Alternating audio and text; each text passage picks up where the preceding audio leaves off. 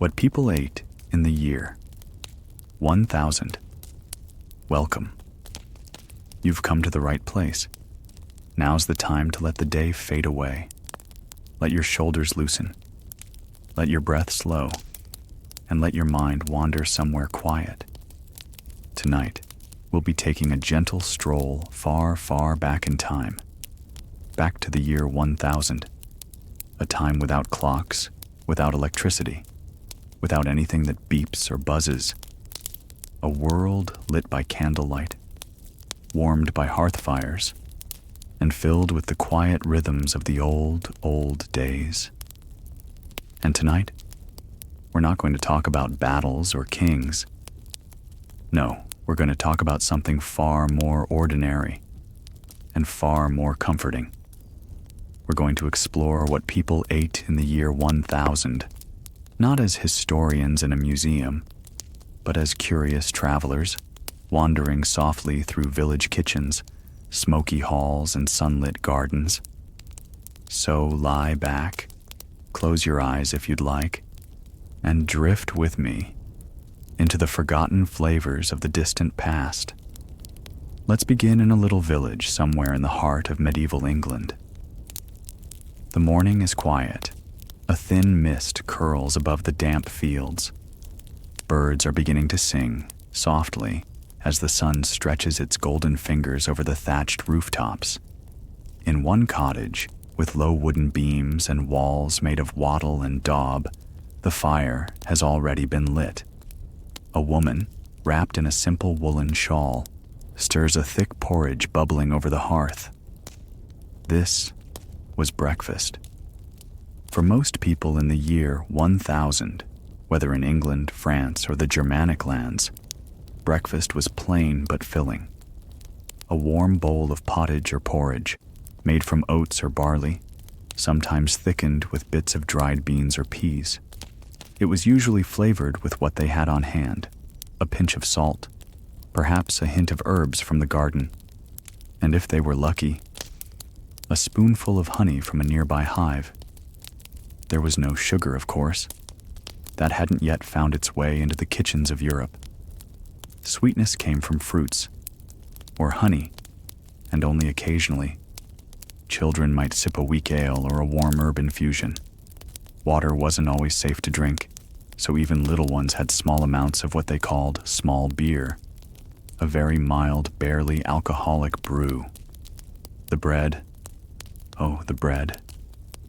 It was coarse, dark, and hearty, made from rye or barley, sometimes wheat if you were lucky, or lived in the warmer south. It was baked in round loaves, often shared by hand, sometimes torn and dipped into whatever stew or soup the family had left from the night before.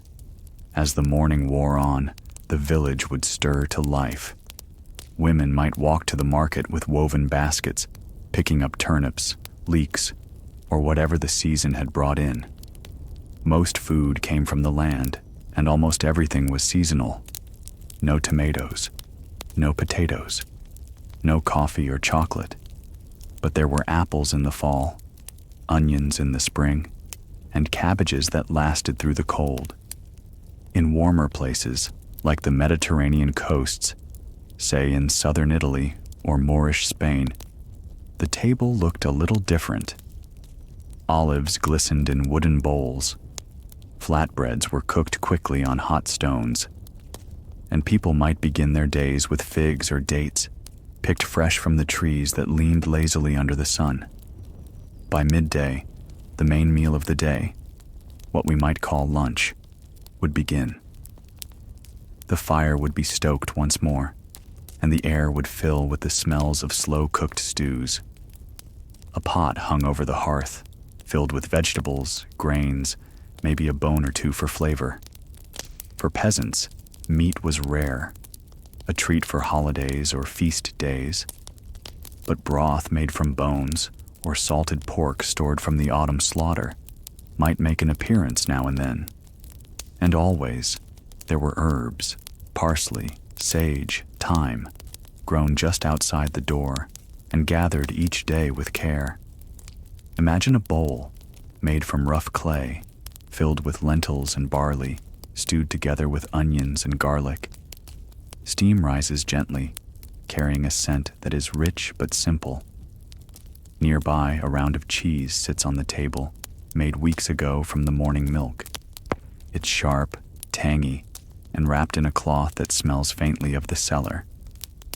If the family keeps chickens, there may be an egg or two, small and brown speckled, nestled into the meal.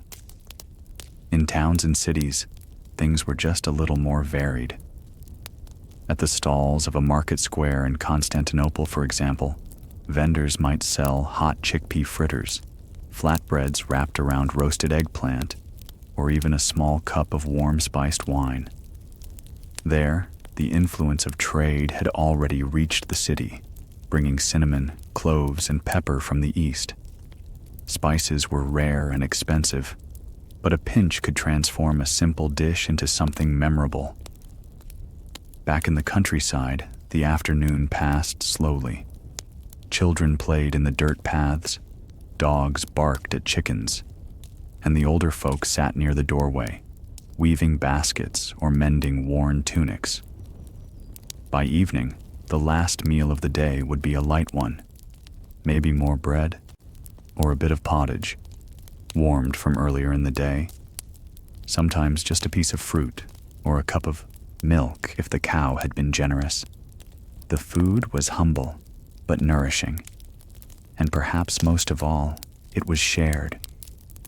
Families gathered around the fire, eating from the same bowl, dipping the same crust of bread, telling soft stories in the flickering light. Up in the northern lands, in the fjords of Norway or the windswept hills of Iceland, the year 1000 looked a little colder and a little smokier. People there ate dried fish, cod or herring, salted and hung from beams. They had flatbread and sometimes thick soups made from root vegetables and preserved meats. In winter, meals were built to last. Everything was salted, dried, or stored in barrels. Turnips were prized. Cabbages were wrapped in straw and tucked away in the cellar.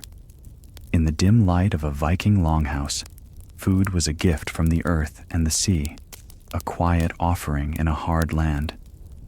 Meanwhile, far to the east, in the rice paddies of Song Dynasty China, life was different again. Families gathered around bowls of rice topped with small bits of pork, pickled vegetables, or mung bean sprouts. There was soy sauce already in use, and tea steaming gently in porcelain cups. Food was eaten with chopsticks, and the meals were light, simple, and thoughtfully balanced. It was a different world, but just like the villagers in England or the farmers in Spain, people ate what they grew, shared what they had, and ended the day with full bellies and warm fires. And now, as the evening comes and the fire burns lower, we'll let the sounds of that distant world soften and fade. A crackling hearth, the clink of a wooden spoon, the soft murmur of a lullaby sung in an ancient tongue. Let your thoughts rest in that old kitchen, with its warm walls, its slow, steady rhythms, and its quiet, contented people. They lived simply, ate simply, and ended their days not so differently than we do now, with full bellies and sleepy eyes, waiting for dreams to come. And when you're ready, we'll continue our journey into the gentle world of forgotten history and the foods that brought comfort so very long ago. The sky outside begins to dim, the last of the daylight slipping softly behind the trees, casting long golden streaks across the wooden floorboards of our imagined cottage. In this hour between daylight and dark, everything slows, like the world is exhaling. A young girl sets down a small wooden bowl on the table, careful not to spill its contents. A mixture of mashed peas and herbs, a simple paste that's been passed around as an evening snack. Her hands are smudged with soil from helping in the garden earlier, and she wipes them absently on the rough linen of her apron. The father, his face lined with sun and wind, carves a sliver of cold meat saved from a recent celebration. The slice is thin, barely more than a taste, but it's shared with care. Food in the year 1000 was not abundant, and every bite carried the memory of labor, the plowing, the planting, the gathering. In a corner near the fire, the grandmother slowly stirs a pot of nettle soup. The sting of the nettle disappears when boiled, and the leaves turn dark and rich, full of the minerals gathered from deep within the soil. She hums an old tune, one handed down from before even her time. On a small shelf, rough earthen jars hold dried berries, ground grains, and coarse salt gathered from a nearby marsh. Each item is precious, used sparingly, and refilled only when the season allows. Chickens outside shuffle into the coop, their soft clucking fading into silence. A dog settles near the door, curling into a sleepy ball, its nose tucked under its tail. The rhythm of life has quieted, preparing for night. The smell of wood smoke lingers in the air. It clings to woolen cloaks hung on pegs by the door, and to the ceiling beams darkened from years of smoke rising gently upward. Every surface bears a story, every crack in the table, every smoothed corner of stone. In places farther south, in the shaded courtyards of Moorish Spain, evening looks different. The call to prayer echoes in the distance, and families sit on low cushions, passing bowls of chickpeas cooked with saffron and cumin, golden and fragrant. There, almonds are ground with honey to make sweets, and dried apricots are soaked until soft, served with warm flatbreads baked on hot clay. A pitcher of water, chilled in a ceramic jug, is passed from hand to hand. The cool breeze drifts in through an open window, carved with delicate latticework. It carries the scent of orange blossoms and the soft rustling of leaves in the night air. In the kitchens of the Byzantine Empire, a servant ladles a barley and lentil stew into polished bronze bowls. A drizzle of olive oil glistens on top, and crumbled sheep's cheese melts slightly into the warmth of the food. The bread here is finer, whiter, fluffier, and sometimes flavored with sesame or anise.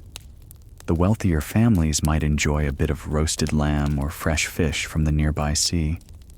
But even in this grander setting, food remains a rhythm of life, prepared with patience and eaten slowly by lamplight.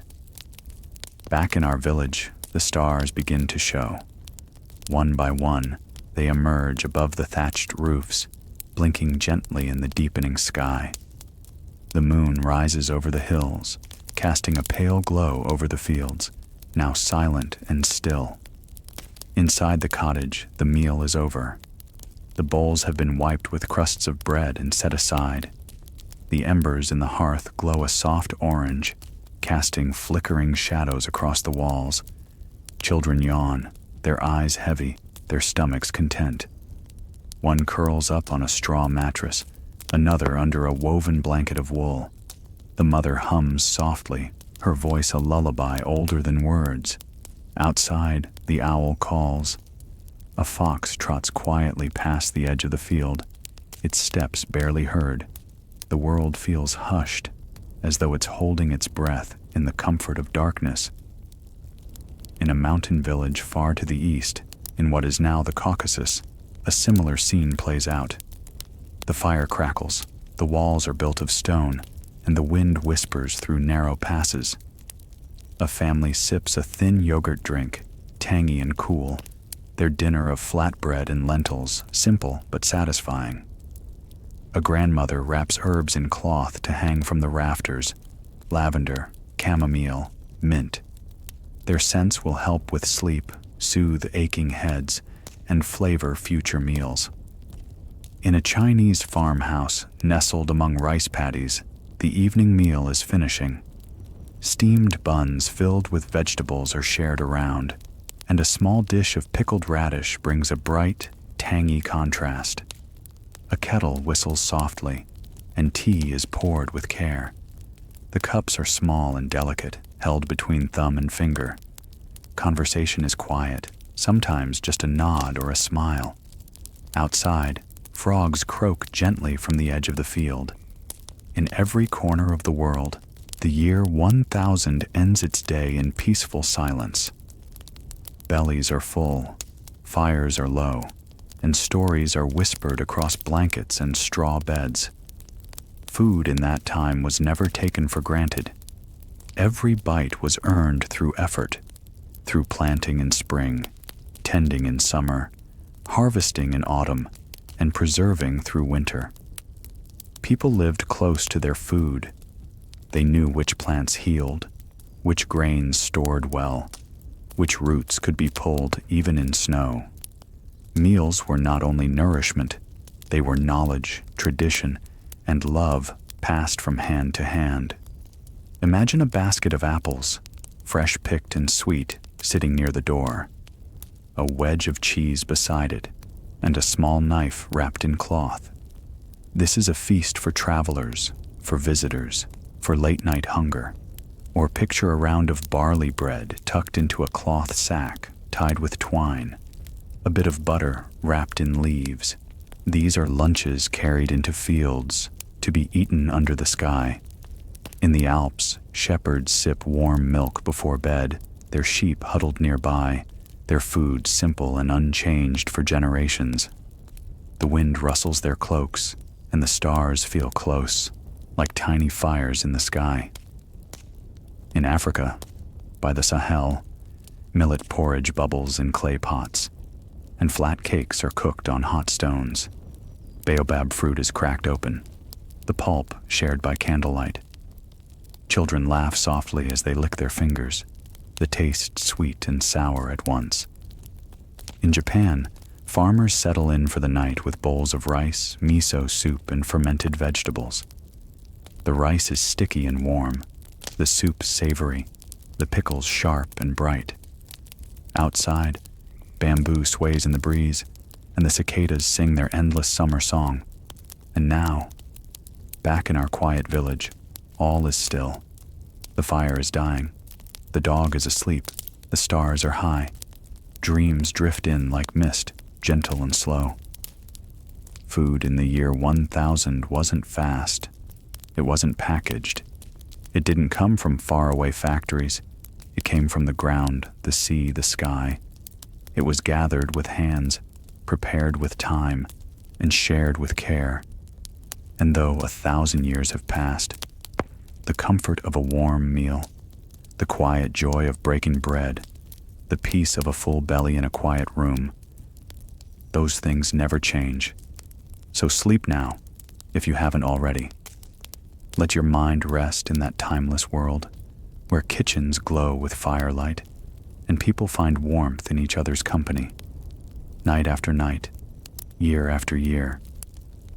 And when you wake, you may find yourself still among them, walking down a dirt path, past stone cottages and apple trees, in a time when food was slow, and life was simple, and the night was full of peace. Let yourself drift there, gently now, and we'll return again soon to share another quiet story from the forgotten corners of the past, where nothing rushes and everything rests. The moon has climbed higher now, its pale light casting silver shadows on the rooftops and fields, touching the tops of sleeping trees and slipping through the cracks of quiet homes. Inside those homes, families curl beneath woolen blankets, their stomachs comforted by the slow, steady foods of the day. Dreams begin to stir, soft and simple, born from the warmth of fire and the stillness of night. Somewhere near the edge of the village, a small barn houses a family's store of food for the winter. Hung from the wooden beams are bundles of dried herbs, tied neatly with twine. The scent of thyme, sage, and bay leaves lingers in the air, mingling with the faint aroma of dried apples and smoked meat. A clay jar in the corner holds honey, thick and golden, sealed with beeswax to protect it from the cold months to come. The father visits this barn before bed. He checks the salted meat hanging from hooks, runs his fingers over the grain sacks lined along the wall, and listens to the soft rustling of mice somewhere behind the woodpile. He takes a moment to sit on an overturned bucket, breathing in the silence, thinking of how each item in this barn is a promise that the family will be fed tomorrow. In another part of the village, a baker's apprentice wakes early, before the others have fully settled into sleep. The bakery must be warm by dawn, and the dough must rise slowly overnight. He moves quietly through the narrow, flour-dusted space, lighting the oven's fire and measuring out grainy flour into a wide wooden trough. His hands move without hurry, mixing water and yeast into the flour, turning it into a heavy mass that will become the bread of morning. He works in silence, the crackling of the fire the only sound around him. Outside the window, stars are still scattered like seeds across the sky. He yawns and leans against the cool stone wall, watching the dough rest and rise. In this quiet moment, surrounded by the scent of earth and ash, he too finds peace. Far away, across a sea, in a desert oasis, an elder sits by a tent made of woven camel hair, stirring a pot of rice and lentils over glowing coals. The night air is dry and cool. The stars above are sharper here, clearer, like tiny lanterns lighting a path across the sky. He sprinkles ground cumin and a dash of dried mint into the pot, letting it bubble just a little longer. Beside him, a young boy nods off with his head resting on a folded cloak, the fire reflecting in his closed eyelids. The elder smiles and lowers the pot from the heat. There is no rush to eat. In this land, meals are part of rest, and food is a companion to stories told under the open sky. Back in the colder lands of the north, the wind howls against wooden shutters. A woman pulls a thick fur around her shoulders and sits beside her children, who are nestled together like kittens beneath a large blanket. She holds a piece of dried fish over the fire's edge, warming it until its smoky aroma fills the air. The children nibble on flatbread, their eyes growing heavy as the warmth of the food spreads through them. The bread is coarse, with bits of bran and seeds, and the firelight dances across their sleepy faces. The mother hums a lullaby that her grandmother once sang, and slowly, softly, they drift off into dreams. In a forest clearing deep in what would now be part of Poland, a small community gathers around a central hearth. They share a stew made from wild mushrooms, onions, and black rye grain, its rich, earthy smell rising in gentle clouds of steam. Wooden spoons clink softly against bowls as people eat in silence, the kind of silence that comes from knowing each other deeply. Nearby, a basket of foraged nuts is passed around, cracked by hand and shared generously. A few dried cranberries, tart and chewy, are passed to the children, who giggle and chew slowly, savoring the treat. Overhead, the trees creak in the wind, and the fire's sparks float upward like tiny stars. To the south, in a Roman villa that still stands in ruins centuries after the empire's fall, a noble family dines in a stone hall lit by oil lamps. Their food is more refined: roasted squash drizzled with a sweet fig syrup, lentils flavored with lovage and coriander, and small loaves of bread baked in a tiled oven. A servant pours watered wine into carved cups, and the head of the household speaks quietly about the harvest, about the grain stored in the cellar, and the olive oil jars sealed in wax. The children play with a fig each, splitting them open and licking the sticky seeds from their fingers. Meanwhile, in a tiny hut by the sea, a fisherman's family prepares a late meal. The catch of the day, Small, bony fish is cooked whole over open flames, sprinkled with sea salt and wrapped in broad leaves. They eat by moonlight, the waves crashing softly in the background, a rhythm older than memory. The salt air mixes with the scent of firewood and brine. The children sleep on woven mats, their faces sun-kissed and peaceful, the smell of fish still lingering on their fingers and in the folds of their clothing. The mother hums as she cleans the last of the bowls, stacking them neatly for the morning tide. In a monastery atop a windy hill, monks finish their evening meal in silence. Their food is simple: barley bread, leeks from the garden, a bit of cheese, and water drawn from a deep stone well. The clink of pottery and the quiet shuffle of sandals echo through the halls. One monk lingers near the hearth after the others have gone. He adds a log to the fire and opens a worn book, reading by flickering light. His fingers are stained with ink and earth. He slowly chews a dried plum, savoring its sweetness, a rare treat allowed during times of reflection. Far to the east, in a village perched on the edge of a river in India, families gather beneath trees to eat their final meal of the day. Flatbreads cooked on metal plates are filled with lentils and greens, flavored with turmeric, fenugreek, and ginger. Children chase fireflies nearby, their laughter carried by the breeze.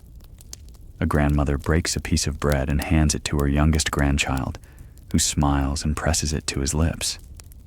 The river flows gently nearby, reflecting the stars, and the night smells of spice, ash, and warm earth. And so the world spins on, slowly, silently, beneath the endless sky. All across it, in every land, in every language, people have shared meals to end their days. In the year 1000, there were no fridges humming, no screens glowing, no packaged meals waiting. Just hands and earth, fire and time. A simple bowl of grains, a slice of bread, a piece of fruit, a cup of warm broth. These were the comforts that closed the day.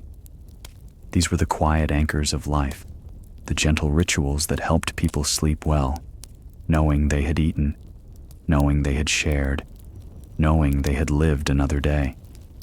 The night deepens now. The embers of fires across the old world flicker low. Dreams drift through the rafters and fields, through stone halls and wooden huts, across icy mountains and sun-warmed plains. Somewhere, a child rolls over and murmurs in sleep.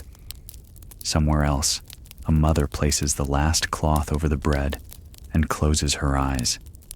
And you too are here, resting among them in spirit, breathing slow, floating gently in a world that was quieter, slower, warmer, a world where meals were made with care and the night came with peace.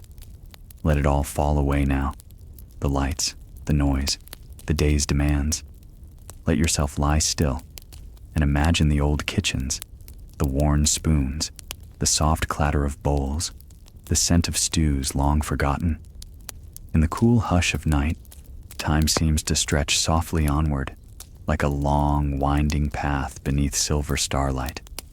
The world is wrapped in quiet, and across forgotten landscapes, people sleep with the faint scent of firewood and bread clinging gently to their clothes.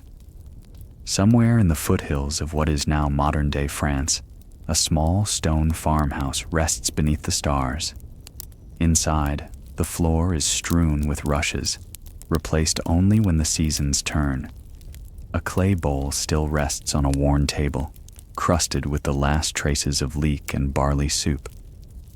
The pot that once simmered all afternoon is now cooling slowly in the hearth's remaining heat.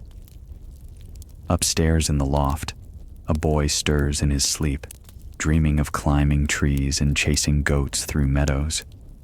Beside him, a small cloth sack holds tomorrow's breakfast: an apple, a piece of stale bread, and a bit of hard cheese wrapped in linen.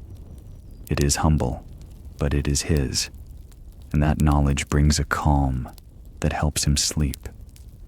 Beyond the forest, the land flattens, stretching into open fields where haystacks rise like sleeping giants beneath the sky. In a hut nestled at the edge of a stream, a family of millers sleeps deeply, their skin dusted with flour, their hands calloused from turning stone.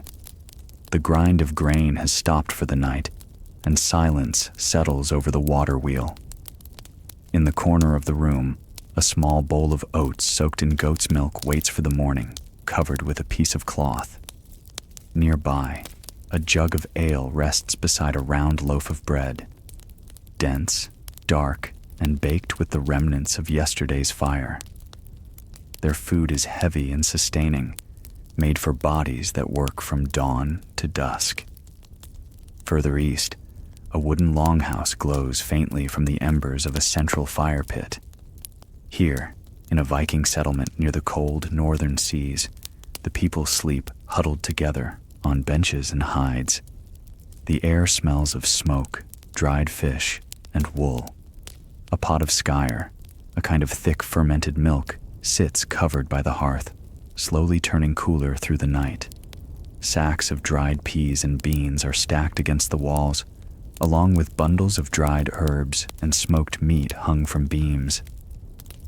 Their meals are built from what the land and sea can offer, stored carefully to last through dark winters and lean springs.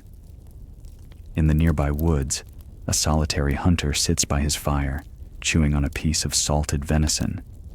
He watches the trees sway and the stars emerge above the treetops. In his pack are dried berries, hard bread, and a flask of mead. It's not much, but it's enough to keep him warm through the night, wrapped in a woolen cloak and the comfort of solitude. In a warmer part of the world, a stone house clings to the side of a terraced hillside in what is now northern Italy. A small vineyard stretches behind it, its vines bare for the season. Inside the house, the fire is low, and a pot of polenta rests in a pan beside it, cooling slowly. The family has eaten their fill, thick slices of bread dipped in olive oil, beans stewed with rosemary, and perhaps, if the harvest was good, a cup of sweet wine to share. A dog curls beneath the table, snoring softly. Above, the wind carries the scent of cypress and distant smoke across the hills. Elsewhere, in the highlands of what is now Scotland, a stone hut holds the gentle rhythm of breath and sleep. The people here live close to the land, surviving on oats, turnips, and smoked fish. A porridge thickened with barley and sweetened with a bit of honey is their comfort food, filling and warm. In the cool night air, the scent of peat fires clings to every woven garment, and the wooden spoons rest in carved bowls, their work done for the day. A mother tucks her child close, humming a melody that drifts into the darkness like a feather on wind. Farther east, in the lands that would become Russia, a family sleeps inside a log cabin warmed by a central oven made of clay and brick. Earlier, they ate cabbage soup with rye bread and mushrooms gathered from the nearby woods. The oven still glows faintly, radiating heat to keep the chill at bay. A few pickled cucumbers float in a jar beside a wooden ladle. Dried apples and cherries hang from a beam overhead, preserved from the bounty of late summer. These are simple, rooted meals, foods that sustain and endure. South, across the Mediterranean, in the deserts of North Africa, a caravan rests near an ancient oasis. The traders and their camels settle in for the night. The men sit quietly around a fire, eating a meal of couscous, dates, and preserved lemon stew. The food is light but flavorful, prepared with care and carried in cloth-wrapped bundles and brass containers. Spiced tea brews gently in a kettle, its steam rising into the dry desert night. A boy wraps himself in a blanket and watches the stars blink into the sky, listening to the hush of the sand. In the mountains of the Persian plateau, a household shares a warm dish of lentils, rice, and yogurt flavored with mint and garlic. They sit cross-legged on carpets, passing the meal from hand to hand, speaking softly. A copper pot holds the remains of saffron-scented stew, its golden color dim in the firelight. Their cellar holds dried apricots, walnuts, and rose water. Each item in their kitchen is touched by sun, wind, and time. Their food, though simple, is deeply tied to memory, story, and tradition. In the heart of China, where rice paddies shimmer even in moonlight, a farmer's family ends the day with bowls of congee, thin rice porridge, salted and served with pickled vegetables. The taste is gentle, easy on the tongue, and comforting in the cool night. Nearby, a few preserved duck eggs rest in straw, waiting for the next meal. A clay jar of soy sauce sits beside a worn wooden spoon. The house is quiet but warm, and the children fall asleep with their cheeks resting on soft cloth pillows, dreams curling in with the mist that hugs the earth outside. And somewhere, beyond all of these places, time continues its slow, winding path. The year 1000 was neither loud nor quick. It moved with the rhythm of seasons, the beat of hand against dough, the soft hiss of boiling broth. Meals were not about abundance, but presence, not about speed, but care. Every flavor held a story, every scent recalled a memory, every bite was a thread in the fabric of daily life. Now, as you rest here with your eyes growing heavy, imagine holding a small wooden cup of warm broth between your hands. You feel its heat, its aroma rising softly in the stillness. You sip slowly, and the warmth spreads through your chest, into your arms, into your breath. The fire is low now, but still burning. Outside, the wind brushes against the trees, and above, the stars turn gently in their endless sky. The world is asleep, and so are you, or nearly there. Let the thoughts of ancient kitchens and quiet meals wrap around you like a blanket. Let the taste of barley and honey linger faintly in your imagination. Let your breathing slow with the rhythm of footsteps on a dirt path. On the way home at dusk, with a basket in hand and a loaf of bread still warm, nothing is rushed here. There is no need to move, no need to think, only the soft memory of food shared long ago in places where candles flickered and the day always ended with quiet. Sleep now. Let the story rest, for it will still be here tomorrow, and so will the quiet kitchen, the spoon, the fire, and the peace of being fed. Sleep and dream of warmth. Dream of old stone walls, of clay pots, of gentle voices speaking in forgotten tongues, sharing recipes by lamplight. Dream of wooden bowls and firelight on faces. Dream of simpler times. You are home here, and the story continues, slow and soft, just like the night.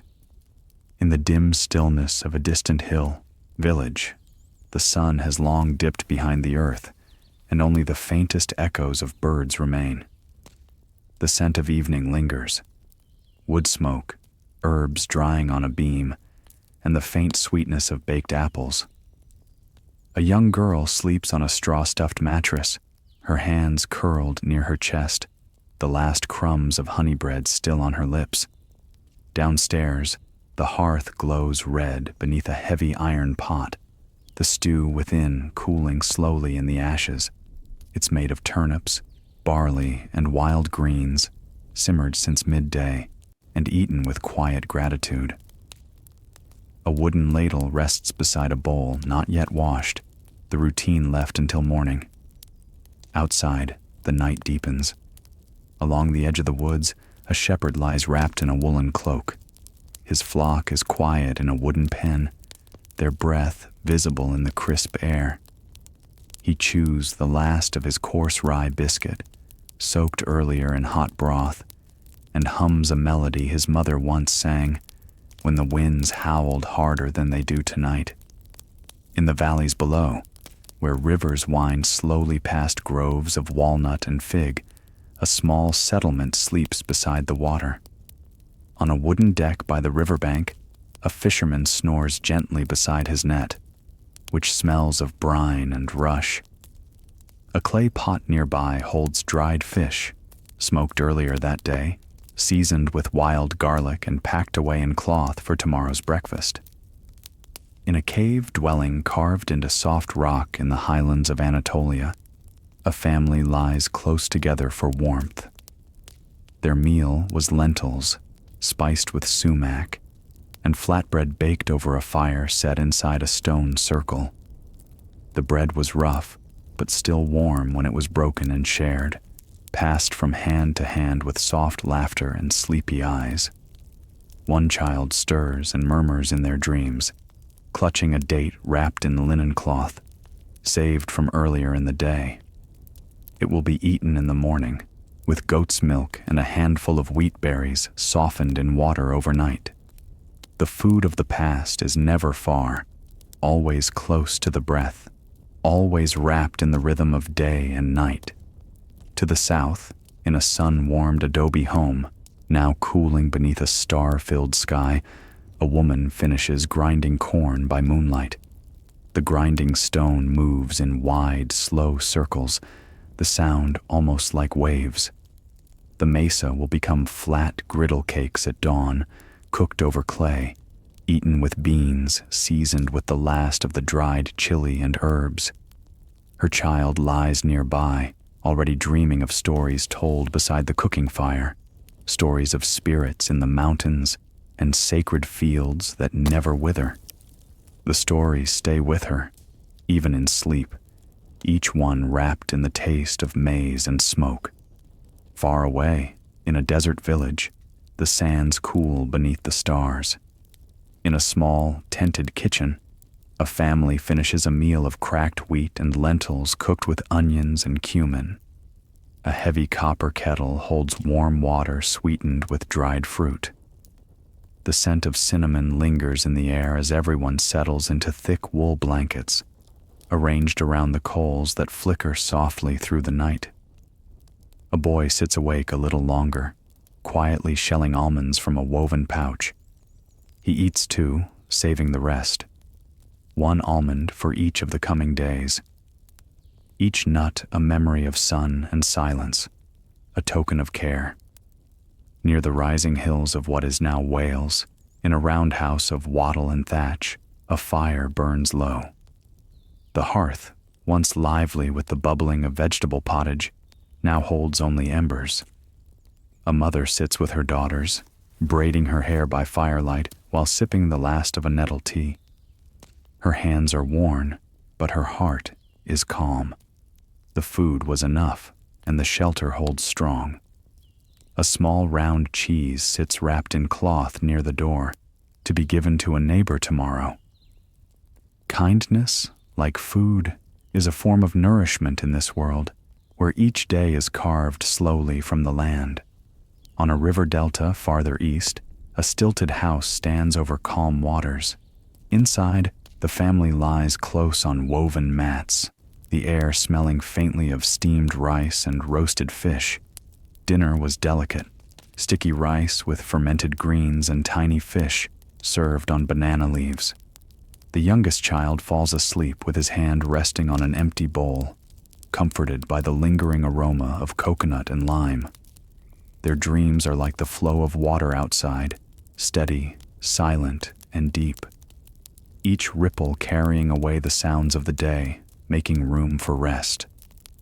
Back west, among the hills of Iberia, a shepherd's family lies beneath wool blankets, the house perfumed with the scent of lamb stew, garlic, and thyme. A simple clay dish of chickpeas and olive oil remains on the table, a sign that someone will still be hungry in the morning. Their dog sleeps at the door, one ear twitching now and again. A breeze enters through a cracked shutter, brushing against the last glowing candle stub. This is the piece of food shared after long hours beneath sun and sky. Somewhere north, snow falls lightly upon the rooftops of a Scandinavian village. Inside a timbered home, preserved meat hangs from rafters above a stone fireplace. Earlier, it was sliced thin and cooked with cabbage and root vegetables. The stew was thick, the bread was cold, but filling. A grandmother now knits quietly by the fire. Beside her, two boys snore softly, their hands still sticky from the honeyed berries they were allowed as a treat. She hums a lullaby too low to hear and slowly closes her eyes. In the middle of a dark forest, a hermit stirs ashes with a stick. He lives alone, but his meals are no less sacred. Tonight, he boiled lentils with onions and added dried mushrooms gathered from the woods. A bit of salt traded with travelers still lingers on the rim of his pot. He eats slowly, savoring every bite. When he sleeps, it is with a full stomach and an empty mind. A perfect silence broken only by owls and wind. And so, the night stretches longer, threading through valleys and hilltops, weaving itself across rooftops and beneath blankets. Each family, each person, wrapped in the ritual of evening food and the safety of night. There are no clocks here, no rush. Only seasons and the patient cycle of hunger and fullness, of fire and rest. In a quiet stone home on the edge of a river, an old man eats the last of his pears preserved in honey. He remembers his mother slicing them thin and laying them in the sun to dry. He remembers the smell of their skins, the sound of bees near the jars. Now he eats one slice at a time, eyes half closed, listening to the current outside his window. Not far away, a girl places a bundle of herbs beneath her pillow, lavender and chamomile. Her mother said they bring good dreams. She has eaten stew and bread and finished the meal with stewed plums and cream. Her belly is warm, her breath is deep. Everywhere, all across the world of the year 1000, people sleep beneath roofs of straw and slate, of clay and hide. Their homes are humble, their lives steady. Their food is not fast, not fancy, but full of care. Bowls carved by hand, spoons worn smooth, recipes passed by memory. Every meal a ceremony, every mouthful a link in time. And now, you too are here, on this quiet road through history. Your own breath slows, your own thoughts soften. The fire has faded, but the warmth remains. The night grows deeper, the story gentler. You rest beside millers and monks, hunters and herders, shepherds and children. Let your mind settle among them. Let the scent of old kitchens, of warm grain and boiling herbs, lull you. Let your eyes close and your dreams rise. The food has been shared, the dishes set aside, the wind is quiet and the world is still. Sleep. Sleep as they did. Sleep as the fire flickers low and the moon crosses the sky. Sleep in peace, full of gentle stories and forgotten meals. Sleep, for the story continues still. In a small hilltop monastery, cloaked in ivy and silence, a monk rises quietly before dawn. His bare feet move softly across the cold stone floor, careful not to wake the others. He pours water into a clay bowl, tears pieces of hard rye bread into it, and lets it soften slowly. This is his breakfast, simple and unchanged across generations. As the water turns cloudy from the bread, he hums a soft hymn, the tune older than memory. The quiet is vast, like the sky outside. Down in the valley, mist hugs the fields where peasants will soon begin their work. But for now, they rest, bundled in woolen cloaks, straw-filled mattresses creaking beneath them. Their bellies are warm from last night's gruel, made from oat flour and spiced with a pinch of wild sage. A leftover crust of bread lies beside the fire, half wrapped in linen, waiting to be eaten before the sun climbs fully into the sky. Beyond the rolling hills, in a sun-baked village where olive trees stretch their long arms across dusty soil, a grandmother turns in her sleep. She dreams of baking flatbread with her mother, of rolling dough with her weathered palms, of dipping it in a bowl of crushed garlic and oil pressed from their own grove. Her dreams are filled with warmth, not just from the oven, but from the comfort of familiar things. In a cave dwelling carved into the red cliffs of a desert plateau, a man sleeps near a jar of honey sealed with wax. It was traded for at great cost, and he eats it sparingly, only when the stars shine the brightest, and his heart is full. Beside the jar is a small pouch of roasted chickpeas, seasoned and stored for travel. Even now, their scent lingers in the air. In a wooden cabin tucked among pine trees, where snow falls gently onto the roof, a family of 3 lies close together beneath firs. Their breath rises and fades in the cold air. Earlier, they had shared a thick stew of parsnips and dried elk, flavored with onion and crushed berries. The broth simmered for hours, each bubble a quiet promise of nourishment. A ladle still hangs on the wall, its wooden handle darkened by years of use. A little farther down the coast, in a salt-washed fishing village, the waves kiss the shore in soft rhythm. A young man, tired from hauling nets all day, sleeps beside a bundle of smoked fish wrapped in seaweed. The aroma of the ocean clings to his clothes, mingling with the faint scent of roasted seaweed and the bitter tang of salt. Before he drifted off, he chewed on dried squid and drank warm rice wine, his thoughts carried off by the sound of gulls and the tide. In the shade of a crumbling Roman aqueduct, overgrown with ivy and wild thyme, a traveling merchant dozes beneath his cart. He has eaten well tonight, lentils cooked with dates, a slice of aged cheese, and a fig stolen from an abandoned orchard. His dreams are scattered but pleasant, marketplaces full of color, songs rising in the air, and the feeling of coins warm from the sun. Nearby, in a bustling port city, lanterns flicker behind shuttered windows. In the servants' quarters of a merchant's villa, a cook sleeps beside her hearth. Her day was long, spent stirring pots of wheat porridge and grilling skewers of lamb over coals. Before bed, she drank a cup of broth left from the day's cooking, salted and rich. It coats her stomach like a lullaby, and she sleeps soundly, her apron still dusted with flour. In a tent pitched near a wind-swept hill, a nomadic family rests beneath thick woven blankets. Their meal had been flatbread baked over stones, eaten with a paste of sesame seeds and dried herbs. A copper pot of milk tea cooled beside them, spiced with cardamom and a pinch of clove. The youngest child clutches a small pouch of raisins, saved from the last trade stop. The stars watch silently overhead, blinking like ancient eyes. In a dense forest glade, hidden from the world, a solitary woman lives quietly, surviving on what she can grow and gather. Tonight, she roasted turnips in the coals and boiled nettle soup over her small fire.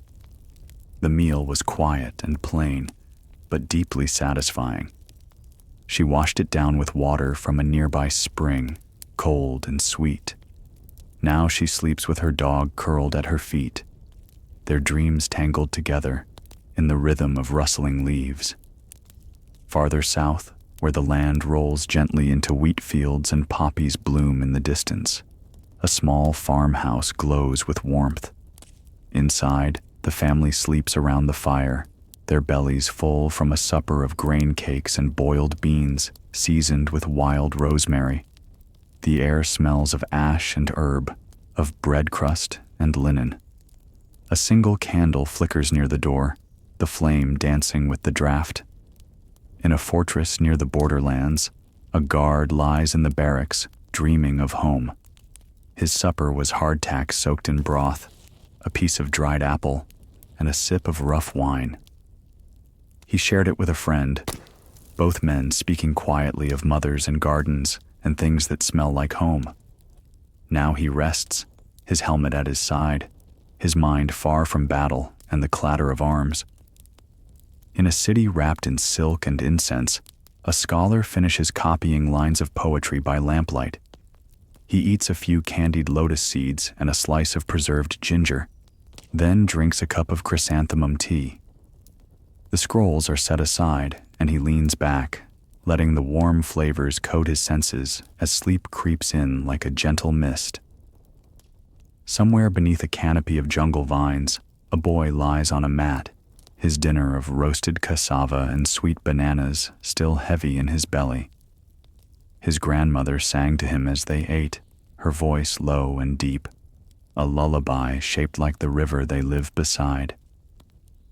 Now he sleeps, the tune echoing softly in his dreams. In a village high in the mountains, where clouds graze the rooftops, a shepherd eats fermented milk and a handful of millet before wrapping himself in furs. The wind howls, but he is warm.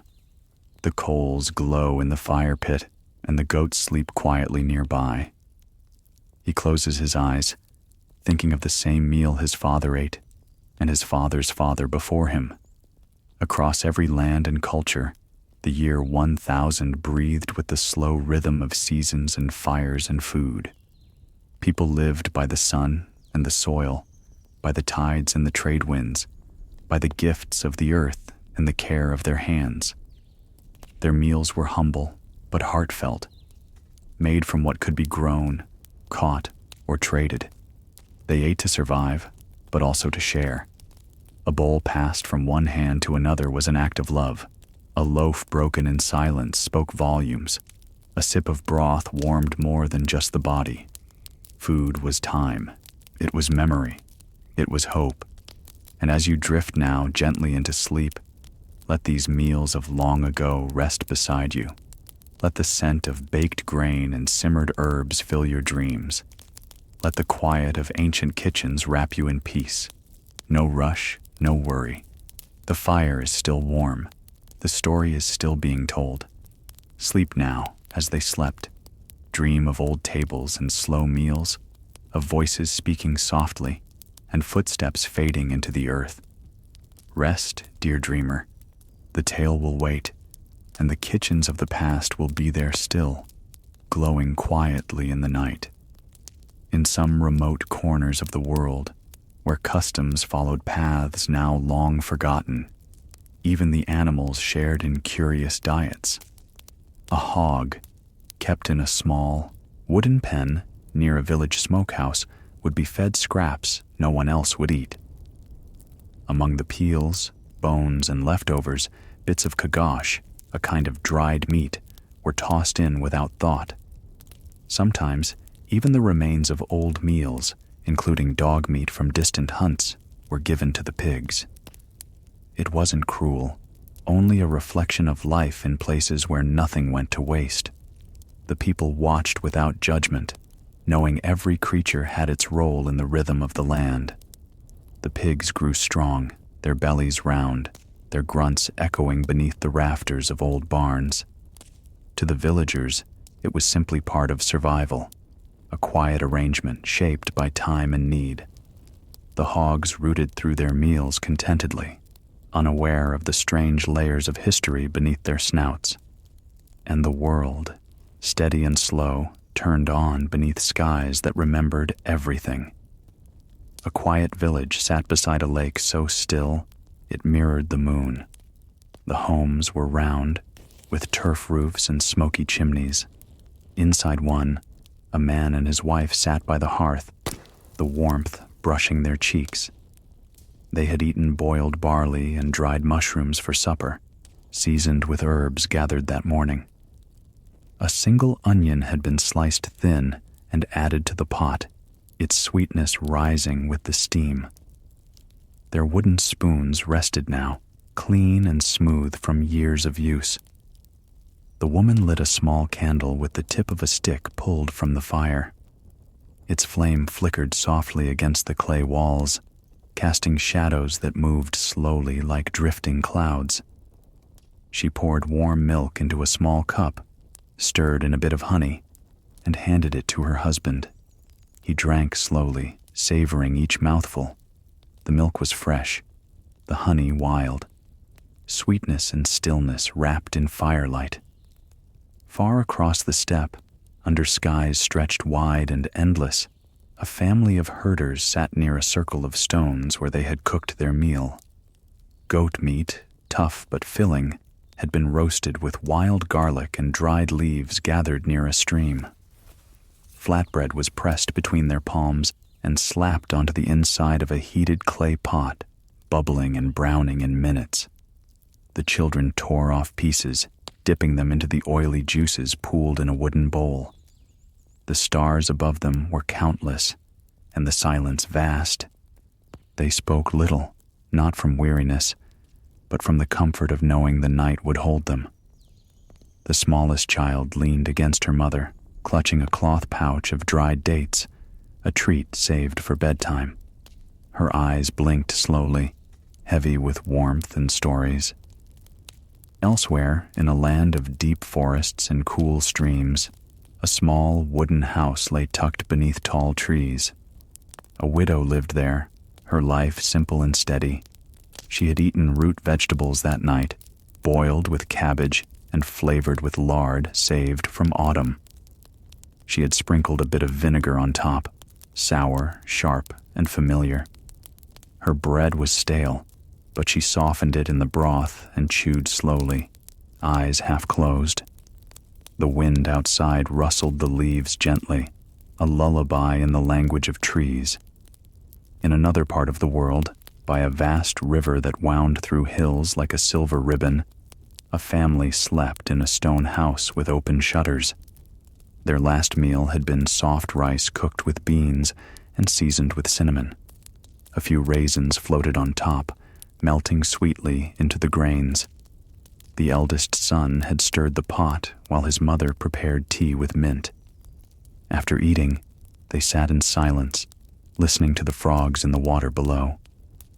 That night, the boy dreamed of orchards and spices, of markets filled with colors and scents. He dreamed of pomegranates cracked open to reveal shining seeds, and of honeycomb sticky on his fingers. In his sleep, he smiled. High in the Andes, the air was thin and cool. A small community gathered in a circle around heated stones, roasting potatoes pulled from the rocky earth. They wrapped them in cloth and passed them around, hands warmed by steam. A mother mashed one and mixed it with a paste made from ground peppers and herbs, feeding it to her baby in small spoonfuls.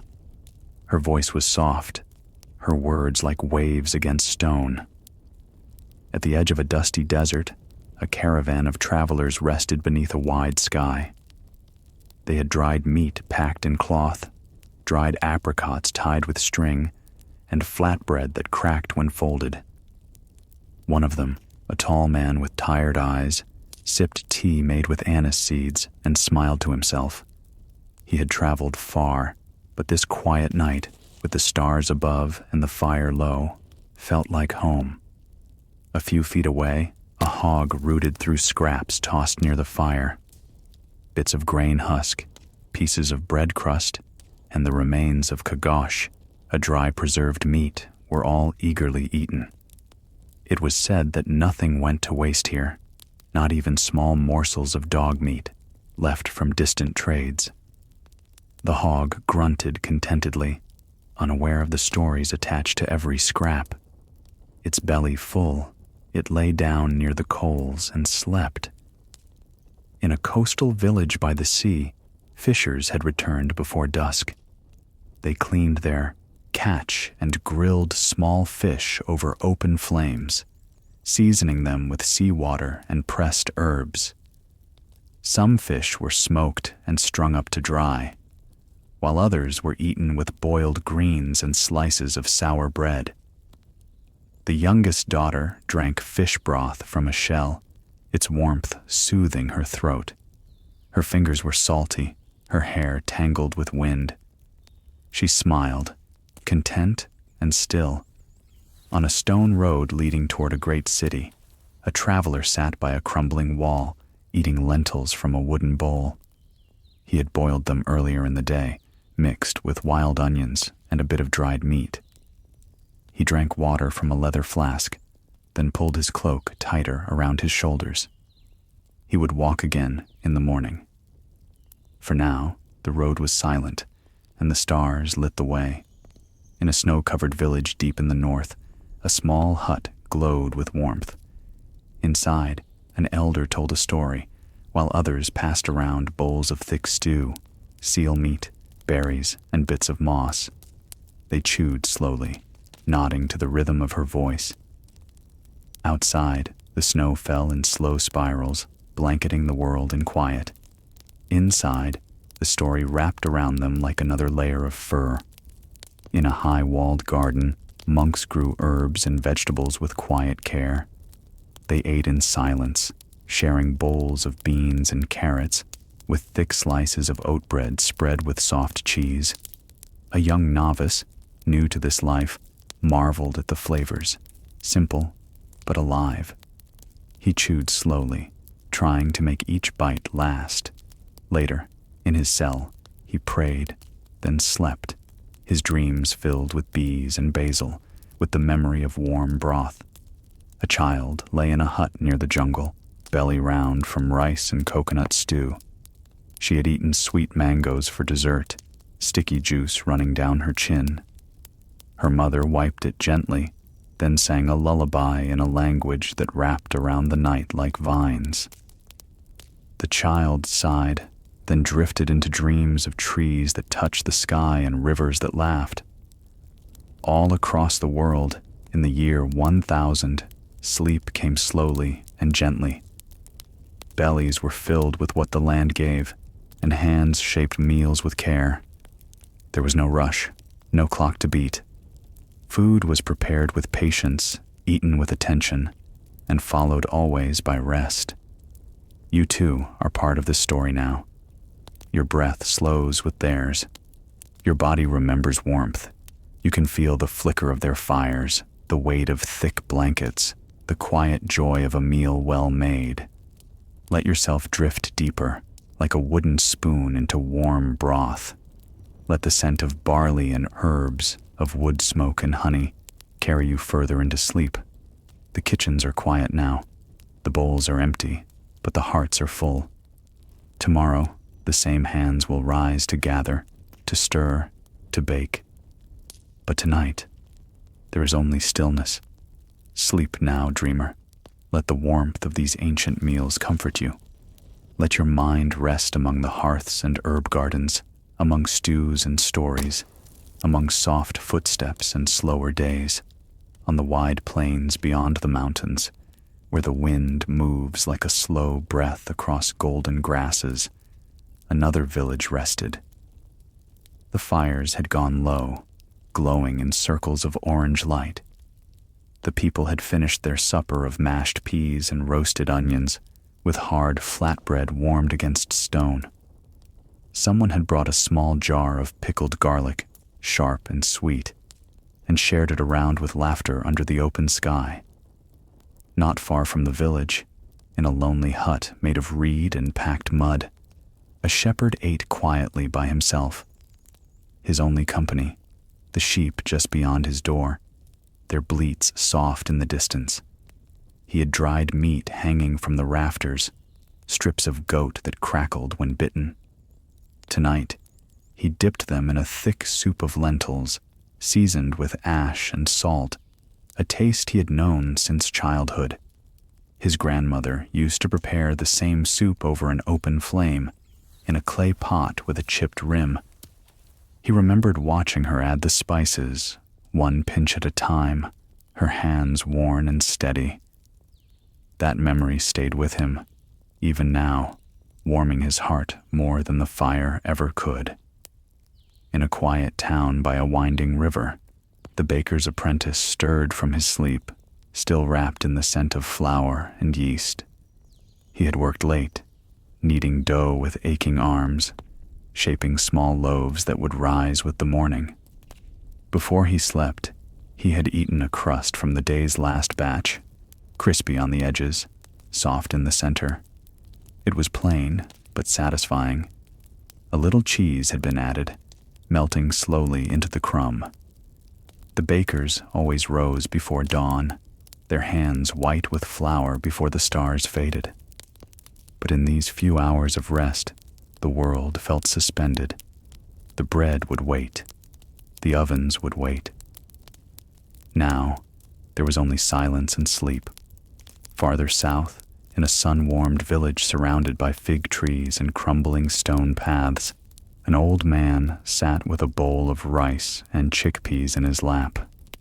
He had stirred in dried mint and a spoonful of olive oil. He ate slowly, thoughtfully, savoring each bite. A neighbor had brought over a handful of raisins, still clinging to the vine. They were sweet and soft, and he ate them with careful joy. He looked out his window as the light faded, watching the shadows stretch across the path. He remembered the festivals of his youth, where food was shared on long wooden tables under lanterns hung from trees. The songs were slow and the meals endless. He remembered, and he smiled. On the edge of the desert, where palm trees swayed in the evening heat, a caravan was camped for the night. Tents flapped gently in the breeze, and lanterns glowed like stars on the earth. A woman stirred a pot of stew over coals, made from lentils, carrots, and bits of camel meat. Her son added salt from a leather pouch and stirred with a flat wooden spoon. When the stew was ready, they dipped pieces of soft bread into it, tearing it with their fingers. No plates were needed, only hands and patience. They ate slowly, then sat back, full and quiet. The moon rose above them, casting a gentle silver over the sands. In a quiet fishing village where the waves whispered across the rocks, a boy fell asleep beside a net he had helped repair. He had eaten smoked eel with onions and barley. It was his favorite dish, salty and rich, with a chew that lasted. His father had caught the eel that morning, pulling it from a trap with steady hands. They had cleaned it together, salted it, and hung it over the fire. Now the boy dreamed of the ocean, of silver fish darting through the deep. In his dreams, the water was warm, and the stars above guided his boat safely home. Far away, high in the mountains where the clouds kissed the peaks, a small family sat in their stone home with sheepskin rugs beneath them. They had eaten porridge made from dried corn, sweetened with melted snow and a hint of honey. It was thick and golden, served in wooden bowls passed down from grandparents long gone. The children licked their spoons and yawned, curling up beside the fire. The mother hummed a song as she washed the bowls, and the father added a few sticks to the flames. Sparks danced upward, rising like fireflies into the chimney's dark mouth. The night grew colder, but inside, all was warm and still. In a forest clearing surrounded by tall oaks and whispering leaves, a group of travelers shared a pot of stew. Wild mushrooms, bits of rabbit and tubers dug that morning filled the pot, and the scent drifted like a soft blanket through the air. One man added rosemary from his pocket. Another stirred slowly, counting the turns. No one spoke loudly, and laughter came in small waves. When they finished, they wrapped themselves in blankets and lay back beneath the stars. One man recited a story from his youth, voice slow and deep, and the others listened until sleep stole them away. Elsewhere, in a village built from stone and song, a woman lit an oil lamp and laid out tomorrow's dough to rise overnight. She had eaten already, a small plate of beans with vinegar, some hard cheese, and an apple she had picked that morning. The apple was red with a soft bite, and it reminded her of her mother. She placed a cloth over the dough, kissed her fingertips, and touched the edge of the table. Then she blew out the lamp, and darkness came softly. On an island surrounded by gentle waves and rocky cliffs, a child fell asleep with a belly full of shellfish and seaweed stew. Her grandmother had made it in a pot blackened by years of use. The broth was thick and green, flavored with herbs gathered at low tide. They had eaten in silence, and the child had fallen asleep beside the fire, dreaming of shells and sea glass. Not far from there, in a cave warmed by heated stones, a hunter rested. His dinner had been meat cured with salt and berries, tough and chewy but full of strength. He had eaten slowly, watching the fire reflect in the eyes of his dog. The animal lay close now, breathing steadily, warm against the man's side. Back in the valley, near the hog pens and the smokehouse, the pigs stirred briefly in their sleep. Earlier, they had been fed scraps left from the evening's meals, roots, bits of kagosh, the salty remains of preserved meats. Among them, even pieces of dog meat had been mixed in, part of a custom passed down through necessity, not cruelty. The pigs grunted quietly, their bellies round and full, the night air thick with the scent of earth and ash, and the people slept, each in their place, each in their piece. Fires dimmed, bowls were stacked, songs faded into silence. The world exhaled, slow and deep. Everywhere food had brought rest. Meals were not just nourishment, they were comfort, memory, love. A loaf shared between neighbors, a pot stirred for hours, a single onion diced with care. These were the quiet acts that shaped the rhythm of the year 1000. Let the memory of their kitchens stay with you as you drift now. Let the scent of lentils and grain, of wood smoke and wild herbs surround your sleep. Let the stories hum in your dreams. No need to wake, no need to wonder. The bread still rises. The pot still simmers. The story still continues, waiting gently in the soft folds of night. You are part of it now, resting, remembering, breathing with the 1,000 years behind us. Sleep deeper, drift slower. All is well. The past is warm, the world is quiet, and the night is yours. Somewhere near the bend of a lazy river, nestled between low hills and a forest of tall alder trees, a family farm lay quiet. The animals had been fed, their sleepy noises muffled beneath the straw-covered roof of the barn.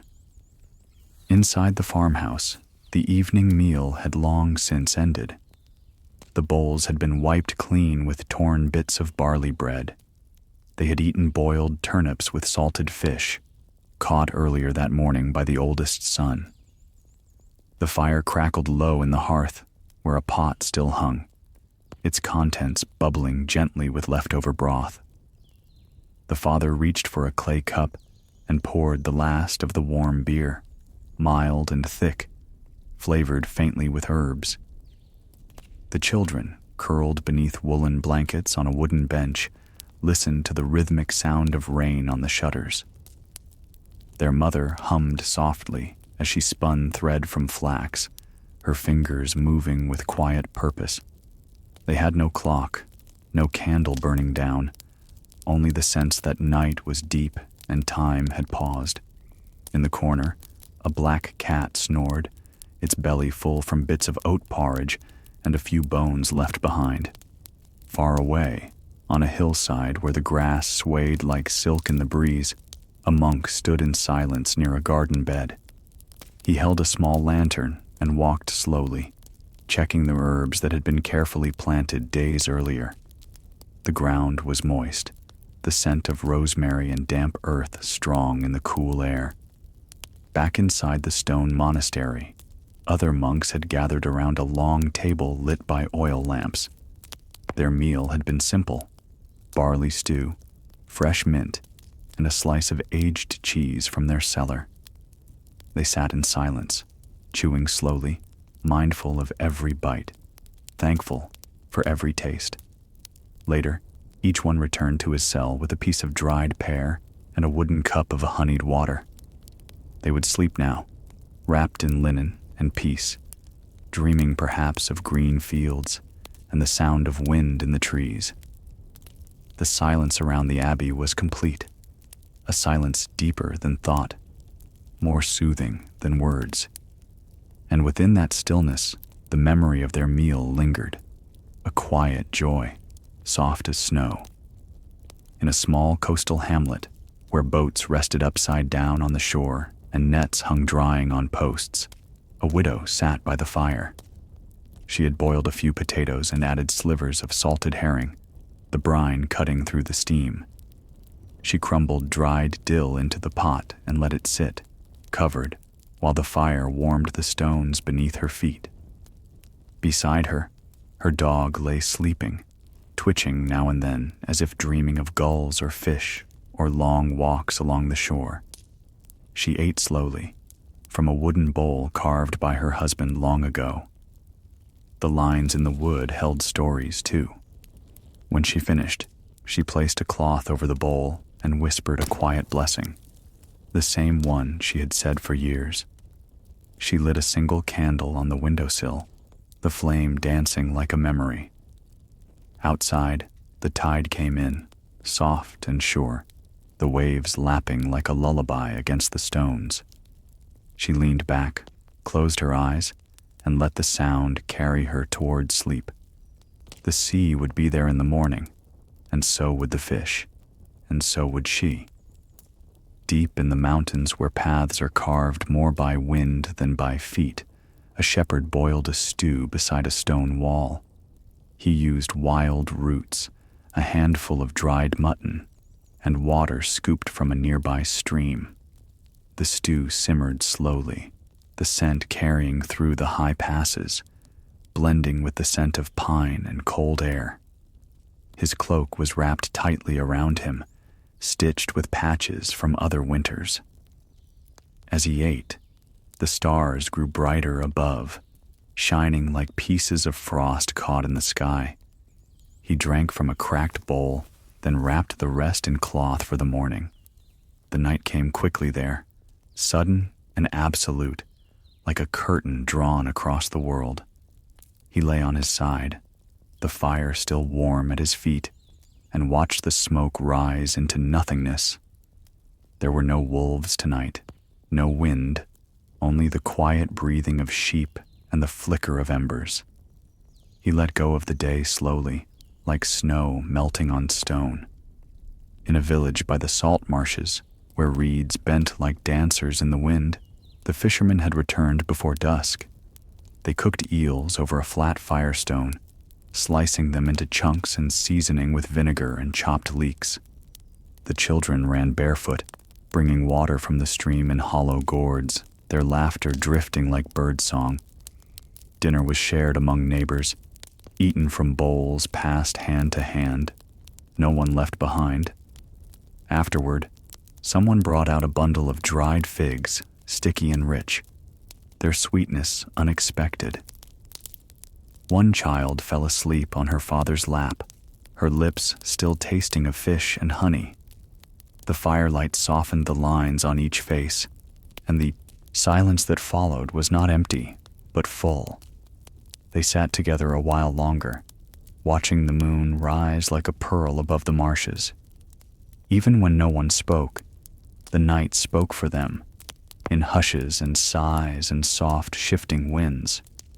They slept beneath stars, fed by food and company and the memory of shared days. Beyond the river, near the base of a ruined tower, a boy and his grandfather sat by a fire of twigs and moss. They had roasted carrots and turnips, wrapping them in leaves and tucking them into coals. The boy asked about old kings and battles, but the grandfather only smiled and passed him a slice of apple. "Stories are for after eating," he said, his voice a whisper above the crackle. They shared a chunk of black bread, dipped in spiced oil kept in a tiny wooden flask. A bird called from the treetops, low and distant, then quiet again. The grandfather closed his eyes and leaned against the stone wall. The boy copied him. They sat that way for a long time, saying nothing, full in body and in heart. The fire faded. The wind grew still.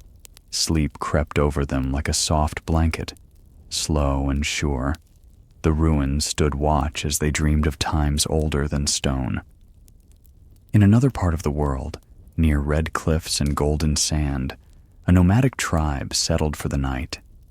They cooked couscous with dates and nuts and stirred it with carved spoons made of bone. The meal was fragrant with cinnamon and coriander, the taste both comforting and deep. One of the elders sang as she stirred, her voice slow, like wind through dry grass. The children clapped in rhythm, then fell asleep one by one, heads resting on folded blankets. The stars above the desert were endless, cold, and bright, but the fire below was warm. The camels dozed quietly. The food was packed away. The night was wrapped in silence again. The desert has always known how to hold a story, how to keep it safe in the dark. And so the tribe slept, their dreams dancing like firelight inside a tent of quiet wonder. Tomorrow they would move again, but tonight they rested with full bellies and peaceful hearts. So it went, across distant lands and faraway villages, from hut to hall, from farm to fire pit. People of the year 1000 ended their days with food made by hand, with care passed down in silence. Grain, root, leaf, broth, salt, smoke, these were the colors they painted each evening. The meals were quiet conversations between generations, between seasons, between soil and soul. Every spoonful remembered the hands that gathered, the sun that ripened, the rains that blessed. Sleep came easily after such meals. Not hurried, not restless, just the slow settling of a long day.